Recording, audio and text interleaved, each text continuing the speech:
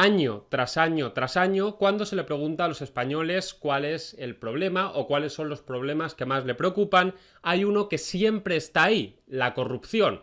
Y es que partido político que llega al poder, partido político que se corrompe, sin excepción. Se ha corrompido el PP, se ha corrompido el PSOE, se han corrompido los nacionalistas catalanes y ahora se está investigando precisamente a Podemos también por este motivo. La pregunta viene sola: ¿por qué? ¿A qué se debe toda esta corrupción? ¿Es inevitable? Pues a continuación y en este vídeo vamos a estudiar, siguiendo el pensamiento de Antonio García Trevijano, en primer lugar cuáles no son las causas de la corrupción, a qué no se debe la corrupción, y en segundo lugar cuál sí es la causa de la corrupción, a qué sí se debe la corrupción. Y un inciso antes de empezar: cuando me pregunto sobre el porqué de la corrupción, no voy a estudiar ni analizar por qué tal o cual persona en concreto se corrompió o se dejó de corromper. Eso me da igual. Lo que me interesa es la perspectiva general. ¿Por qué en España desde hace décadas existe una corrupción sistemática? Dicho lo cual, vamos a ver en primer lugar cuáles no son las causas de la corrupción. Vamos a estudiar una serie de motivos que son considerados por muchas personas como las razones últimas de la corrupción, pero que en realidad no lo son. Vamos con la primera causa. Se podría decir, ¿por qué hay corrupción? Pues porque ese partido político en concreto está plagado de personas indecentes. Así, alguien de derechas podría pensar que la corrupción se debe a la indecencia de los partidos de izquierdas. Alguien de izquierdas podría pensar que la corrupción se debe a la indecencia de los partidos de derechas.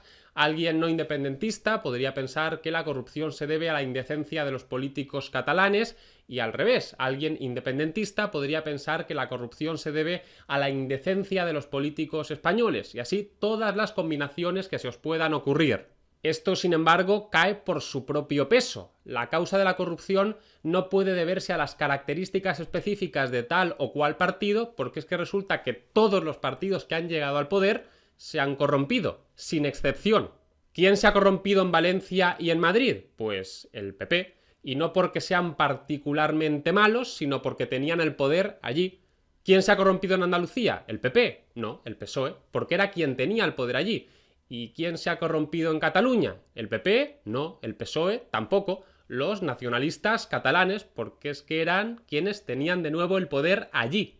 Descartada la primera causa, vamos con la segunda. Acabamos de decir que la corrupción no puede explicarse atribuyéndola a las características concretas de un determinado partido político, porque partido político que ha llegado al poder, tarde o temprano es un partido político que se ha terminado corrompiendo. Ah, amigo, claro, entonces la corrupción no tiene tanto que ver con un partido político en concreto, sino con el poder en general, porque cuando los partidos políticos llegan al poder se corrompen. El denominador común es el poder, por lo tanto podríamos decir que el poder corrompe. Esa es la causa de la corrupción, el poder corrompe. Ahora bien, ¿es esta la verdadera causa de la corrupción? ¿El poder? Pues no. Casi nos acercamos más, pero no. Una vez hemos visto cuáles son las causas que podrían explicar la corrupción, pero que no la explican, vamos a ver a continuación cuál es la causa que sí que de verdad explica la corrupción. ¿Por qué hay corrupción? Pues porque no existe la separación de poderes, así de simple. Decíamos antes que la causa de la corrupción no era el poder sin más, casi, pero no. La causa de la corrupción no es el poder.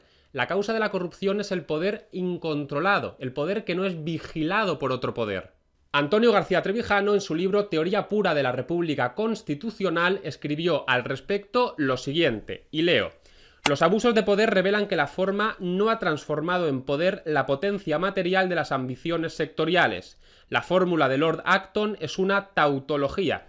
Lord Acton decía que el poder corrompe y que el poder absoluto corrompe absolutamente.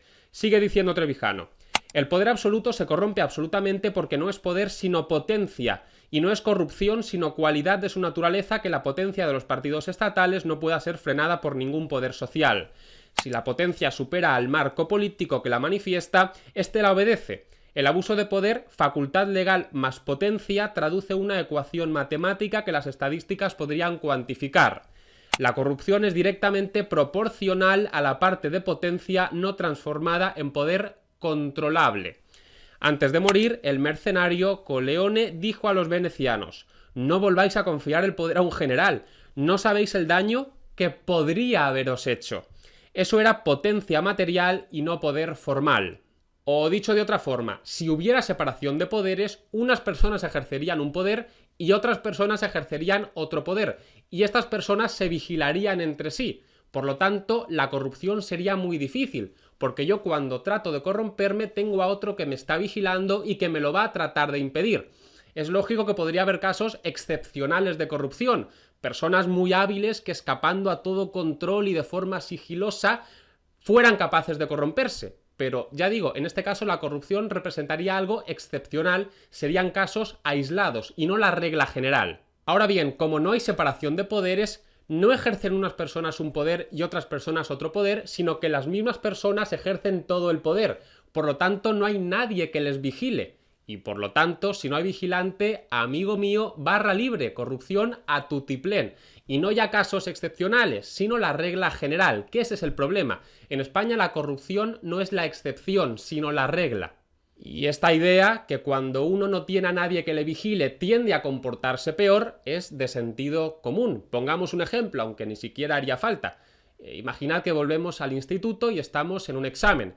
Si la profesora está en el aula y nos está vigilando a todos muy de cerca y pasándose por todos los pupitres, copiarse va a ser difícil. Es posible que haya alumnos muy hábiles que sean capaces de copiarse, pero va a ser complicado. Ahora bien, imaginad que la profesora de repente abandona el aula y deja a todos los alumnos solos en clase. En este caso, los alumnos no tienen a nadie que les vigile, más allá de su propia conciencia, si queremos decir. Por lo tanto, el copiarse va a ser mucho más sencillo. Y lo mismo puede decirse o predicarse con respecto a la corrupción. Cuando hay un vigilante cuesta más y es la excepción. Si no hay vigilante porque él mismo ejerce todo el poder y no tiene a nadie que le vigile, amigo mío, como decía antes, la regla general, alfombra roja. Y es que el ser humano cuando se siente vigilado se comporta de un modo totalmente distinto. Por eso en 1984 se le decía a los ciudadanos que el Gran Hermano les estaba vigilando. No que les vigilaba en abstracto y en general, sino que en este momento, ahora en concreto, les estaba vigilando. ¿Era esto cierto? Pues puede que sí o puede que no, da igual.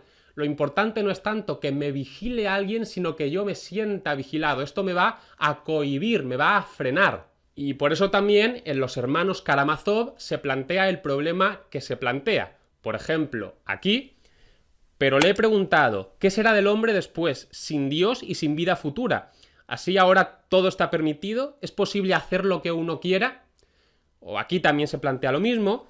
¿Y si resulta que no existe? ¿Y si Rakitin tiene razón al afirmar que se trata de una idea artificial de la humanidad? En este caso, si Dios no existe, el hombre es el señor de la tierra, del universo. Magnífico. Pero ¿cómo será virtuoso sin Dios? Y también se plantea en este pasaje.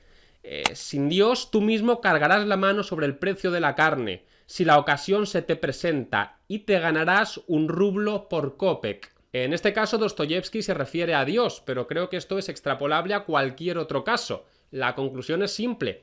Si nadie me vigila, si solamente me vigilo yo a mí mismo, los riesgos son tremendos. En resumen, si no hay vigilantes, si no hay separación de poderes, cuidado. De hecho, no tendría que sorprendernos que hubiera corrupción, sino lo contrario, que no hubiera. Eso sería lo extraño. Y bueno, ya para concluir, he dicho que la causa de la corrupción verdadera se debe a la ausencia de separación de poderes, pero lógicamente yo no puedo dejar el vídeo aquí, tengo que justificar de algún modo por qué pienso que en España no hay separación de poderes. En la medida en que le voy a dedicar un vídeo particular a este tema, ahora simplemente lo comento de una forma breve y concisa. ¿Cómo va a haber separación de poderes si a través de unas mismas elecciones se designa simultáneamente al poder legislativo y al poder ejecutivo? Lo importante no es que unas personas ejerzan el poder legislativo y que otras personas ejerzan el poder ejecutivo. En la época de Franco, unas personas ejercían el poder legislativo y otra persona distinta el poder ejecutivo. Y a nadie se le ocurriría decir que había separación de poderes.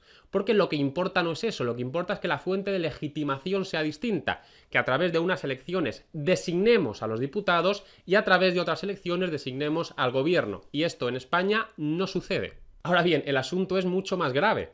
Acabo de decir que lo importante no es que unas personas ejerzan el poder legislativo y otras personas el poder ejecutivo, sino que la fuente de legitimación sea distinta. Pero es que en España, que qué menos se podría pedir, tampoco se da lo primero. Es que son las mismas personas las que ejercen el poder legislativo y el poder ejecutivo. Hay personas que son simultáneamente diputados, poder legislativo, y ministros, poder ejecutivo. Fernando Grande Marlaska, Margarita Robles, José Luis Ábalos, etcétera, etcétera. Entonces, ¿cómo va a haber separación de poderes si el poder legislativo y el poder ejecutivo es ostentado y desempeñado por la misma persona? ¿Qué separación puede haber ahí? Al respecto, Antonio García Trevijano, en otro de sus libros, Frente a la gran mentira, escribió de forma muy gráfica e ilustrativa lo siguiente: los parlamentos con banco azul no están hechos para controlar a los gobiernos. Y hasta aquí el vídeo de hoy. Hemos dicho que en España hay corrupción sistemática y generalizada porque en España no hay separación de poderes. Y en España esta corrupción sistemática y generalizada no cesará hasta que haya separación de poderes. Por tanto, la solución no la vamos a encontrar ni en programas electorales milagrosos, ni en partidos políticos regeneradores, ni en ninguna otra causa que se os pueda ocurrir distinta a la verdadera instauración de la separación de poderes. Como dijo Alexander Hamilton y repitió hasta la saciedad Antonio García Trevijano, que las ambiciones vigilen a las ambiciones y el ciudadano dormirá tranquilo. He de decir que hará cosa de 3 semanas escribí en Twitter que había publicado en YouTube un vídeo sobre Antonio García Trevijano.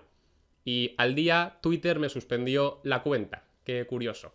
He apelado 2 veces y todavía no he recibido ninguna respuesta, o sea que veremos en qué queda. Antonio García Trevijano fue condenado al ostracismo intelectual durante toda su vida y parece que cualquier persona que hoy en día pretenda seguir su estela y difundir su pensamiento va a correr la misma suerte, va a ser proscrito. Sin embargo, me parece que estos riesgos son nimios e insignificantes en comparación con lo loable del fin a alcanzar. Y precisamente por ello, pues difundí el pensamiento de Antonio García Trevijano en otro vídeo, lo estoy difundiendo en este y lo seguiré haciendo en otros. Creo que es muy necesario que la población conozca las ideas de este hombre. Bueno, como suelo decir, si os ha gustado el vídeo y queréis estar al tanto de otros vídeos, podéis suscribiros a mi canal. La verdad es que no cuesta nada y yo os lo agradezco muchísimo, es muy importante para mí. Por otro lado, si queréis gozar de ventajas exclusivas, podéis apoyarme económicamente en Patreon. Así que, hasta el próximo vídeo.